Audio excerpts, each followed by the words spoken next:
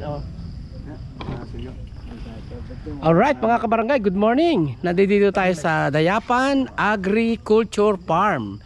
At this time ay kukuha tayo ng seminar. At gusto natin pagiging ipupush natin ang pagiging farmer natin as a Pilipino at Tanawenyo. At kasama natin ang ating mga kasama. Ayan na, Gerald. Kita nyo naman mga kabarangay, ang daming niyog oh. Oh, kaya gusto ko, siyempre mahilig ako sa agriculture, kaya sumali ako sa ganitong larangan.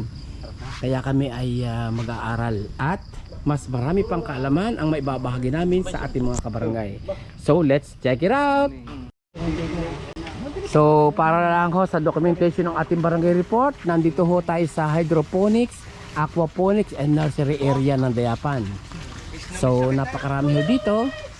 Ayan, with Francis Sakilaw and Polly Contreras and Leo Canovas and Alex Balakit Burgas, pati ang ating deputy.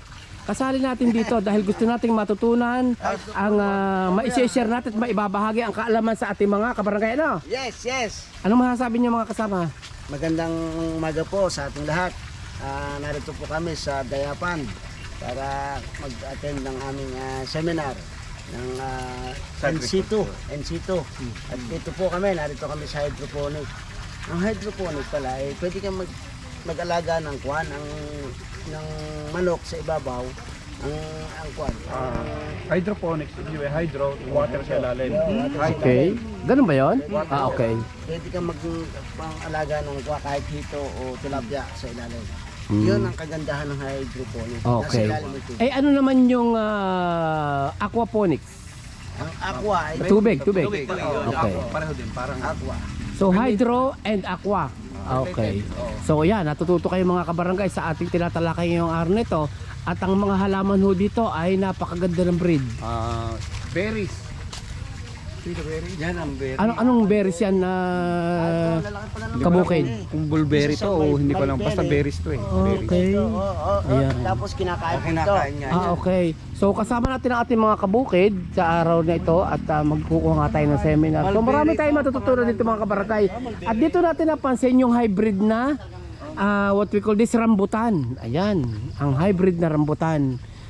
So maibabahagi namin ito sa inyo pagdating ng araw kung gusto niyo matuto. Kami naman na magtuturo sa inyo.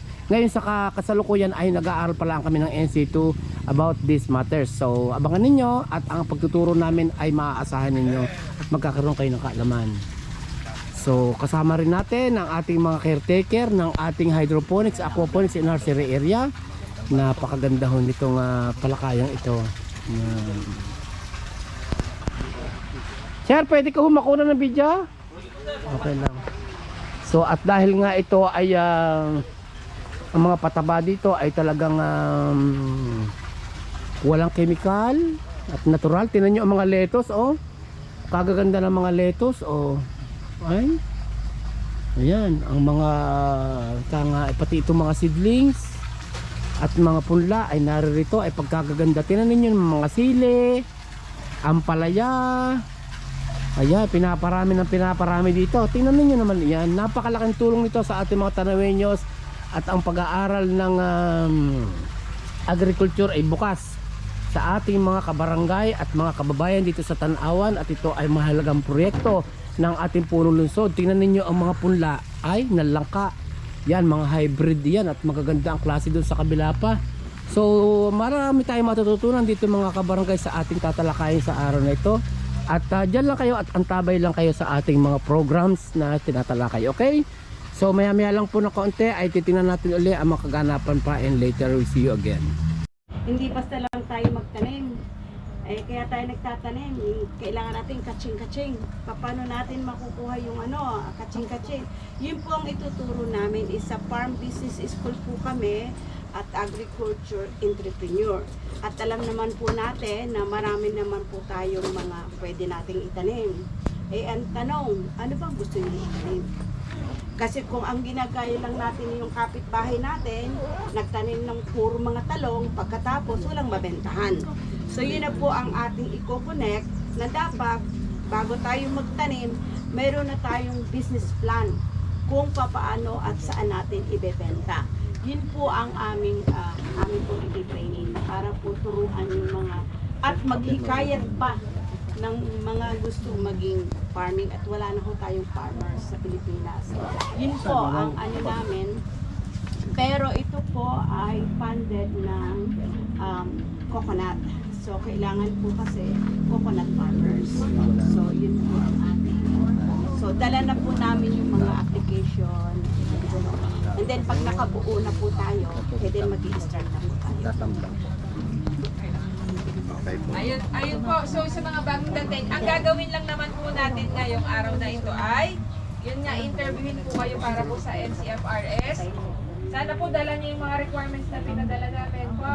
At saka po, i-enroll po kayo ni ma'am para po talagang registered na kayo, enrolled na kayo sa test na bilang test na scholar. Ito po ay meron po ngayong benefits na makukuha po sa TESDA. Ano po yung Scholar po kayo. Meron po kayong 1 year na insurance na binibigay ng under coconut. Meron din po kayong sa mga 160 per day. Ano mga ibigay mo ng isa-isa. Nandun doon yung ano. 160 per day po. Bibigyan po kayo ng test. At meron pang ibang pang mga benefits na binibigay ng test. So, yun. Sige po. Ma'am, anong gagawin natin para organized? Mag-i-interview kami ng NCFRS. Yung matatapos namin, sa inyo naman din diretso. Yun. Pwede namang fill up na nila para mamaya kung ano yung hindi na kayang fill up ay tuturuan para mabilis tayo. Narito na rin pipilakan. Apo. So, ganito daw po.